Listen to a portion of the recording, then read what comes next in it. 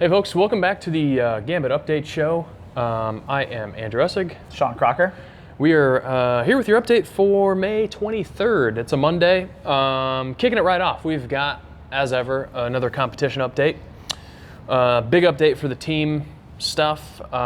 We are bringing an alternate Maddie Seifert, Andor Seifert Dunn, up to the team. Have yet to determine if she's hyphenated or what's going on with that. Let us know in the comments. I should probably just ask her, Maddie or Alex, if you want to just throw it in the comments. Maddie stepping up to the team. Kelly was informed that she was going to have to choose between team and masters and not kind of throw her hat into the ring for both, as has been an option in the past. Yeah. And she's opting to go individual, trying that out.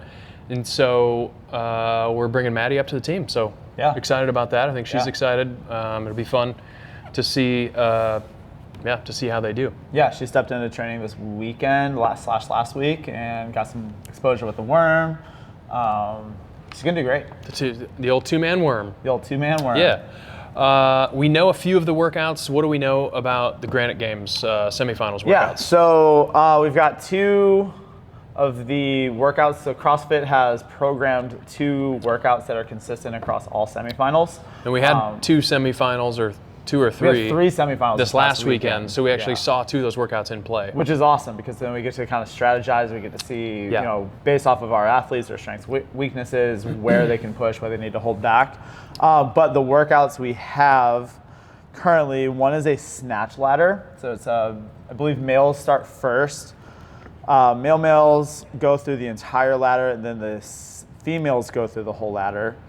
It's lifting every 25 seconds. Yeah. I think starting at 185 for the men, 125 for the females. Yeah, we'll throw it up on the screen maybe if I have enough time. Yeah, and then you just work series of 8 or so platforms-ish. Yep. And then if you complete the whole ladder, then you can have one of your male athletes and respectively one of your female athletes.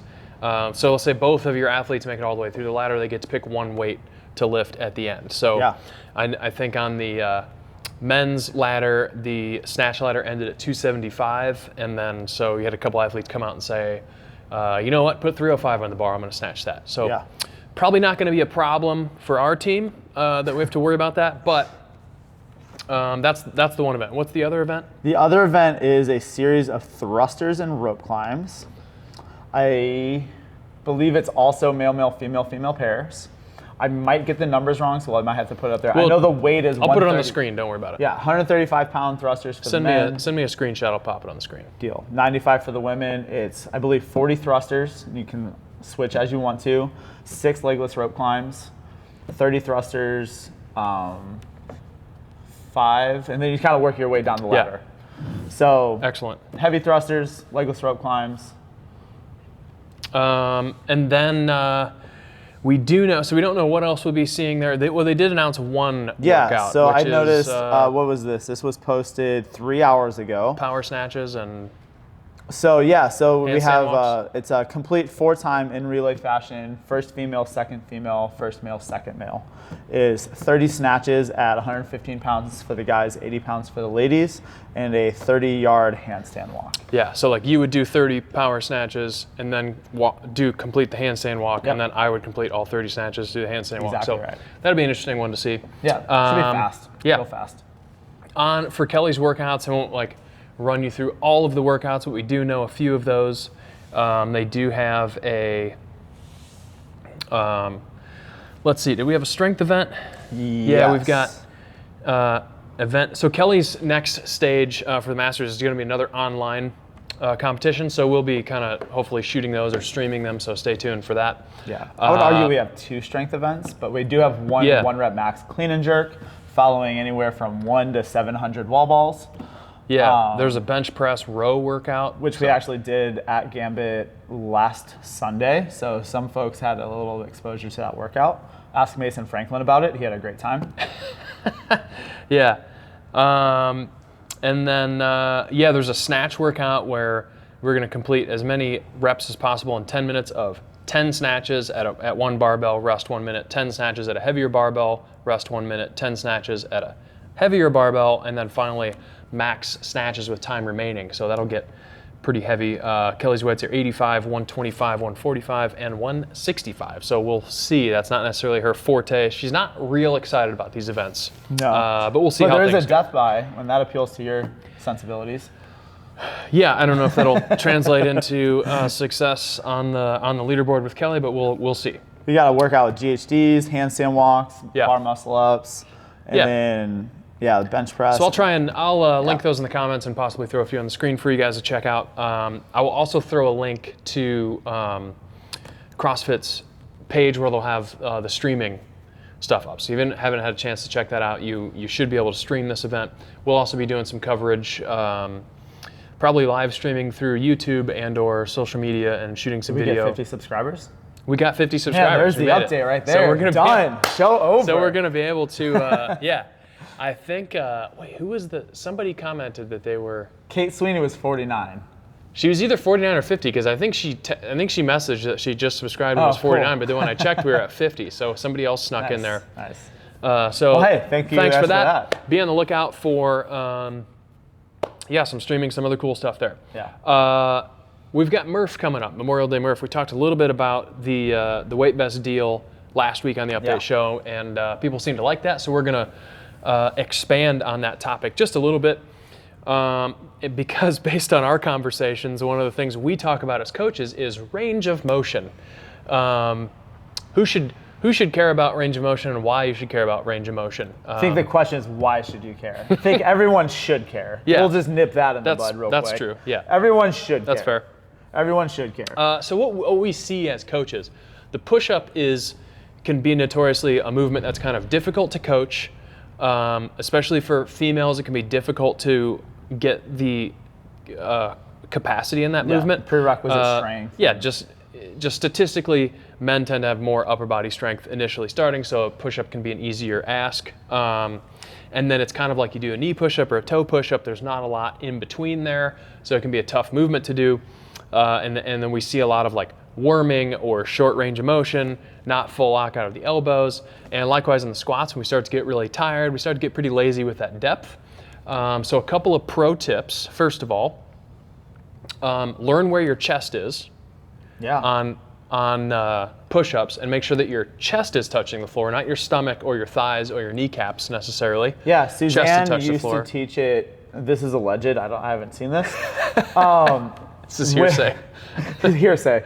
She used to take a rubber ducky and put it on the floor under people, and then your sternum would have to make the rubber ducky squeak. I've never seen this. In the gym? Or in her at the. I bet that maybe it's an anecdote. That was at the firehouse. It's probably at the firehouse. We always joked about getting the when it was like Office Max or somebody came out with the easy button. Yeah. We were gonna get some of those giant red buttons for you to click.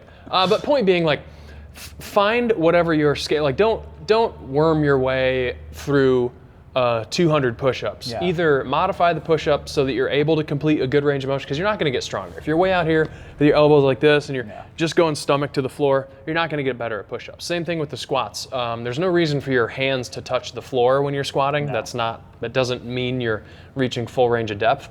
So the point is, like, if you want to get better at these movements, you need to kind of demonstrate some virtuosity in the movement. You need to make sure you've got good range of motion and that you have a good position. So we would rather see you obviously go without a weight vest for one, but maybe even scale the reps down in order to complete the workout successfully, rather than see you do 300 half rep squats. Get all the way to depth. Because in the squat, for example, you're not getting, it's been shown scientifically, you don't get proper hamstring and glute activation when you don't squat to depth. It's like as soon as you pass that parallel point, hamstrings engage, glutes engage, you get a full lower body workout at that point. Where when you shorten your reps, you get a lot of quad dominant movement, and that's where people end up with more knee problems, or like worsening the knee problems they already have, and that's where the squat gets a bad rap. Yeah, I mean, you want to look at longevity too. It's like, don't give the squat a bad rap. I mean, do you want to be, 80 years old and not being able to squat down? And the other thing is, when again, from a coach's standpoint, when we're looking at a benchmark workout is something you're going to see pop up in programming again. It is basically any named workout you see for the kind of the newcomers to CrossFit. There are hundreds of named workouts, but there are like 20 or fewer like girl workouts. like Nancy, Grace, Fran. Those are all benchmark workouts. Murph is a hero workout, which there's like a couple hundred or several hundred hero workouts at this point, but Murph is obviously one of the more well-known ones. But the point being, it's a workout that we use to test, to not only improve fitness, but to test our fitness. So a lot of what we do through the year. Next Memorial Day. You're going to see it again next Memorial Day, and you're going to log that in your records or in Wodify, and you want to make sure that you're comparing apples to apples. You want to make sure you completed this test to its actual standard. I think a good anecdote that was brought up this past week in our coaches meeting was, let's say like I did Murph last year and it took me 62 minutes and 40 seconds, right? Let's say I do it next year and it takes me, let's say 66 minutes. Like I'm gonna be super bummed out about that because I got less fit, my time was slower. But if I'm not on par with my range of motion standards, with my movement quality, it's very easy for me to have done that Murph in the past year faster, but I was also squatting like a turd, right? Like my push-ups looked like I was doing the worm. Yeah. Maybe my pull-ups, like I was just passing my eyes over the bar. Like, did I really do Murph RX in that time? No, but my records show it. So you my made movements improved. You made it hard on future you. Yeah, exactly. By doing a shitty Murph. Yeah, emotionally, for sure. But again, like think about future you when you're doing Murph. So yeah, that's why you should care about full range of motion. Obviously, we'll coach that as much as possible, but just something that was floating around. Yeah, well, in I think conversations. I've done Murph so many times at this point. Yeah. When you're halfway into the gymnastics, that middle chunk, it can be pretty tough to hold a really strict standard. Yeah. Right. There's gonna be some. And we've had these deviation. we've had these discussions with members. It's not a conscious choice people make necessarily. We're not accusing people of trying to cheat the workout, but the point is you should find a way to meet those standards. Squat to a medicine ball, even if that medicine ball is not at or below parallel, give yourself a target so you're at least consistent with it. If you know you have really tight hips and your squat isn't the deepest squats, like pick a standard and stick to it, and then modify your push-ups as needed.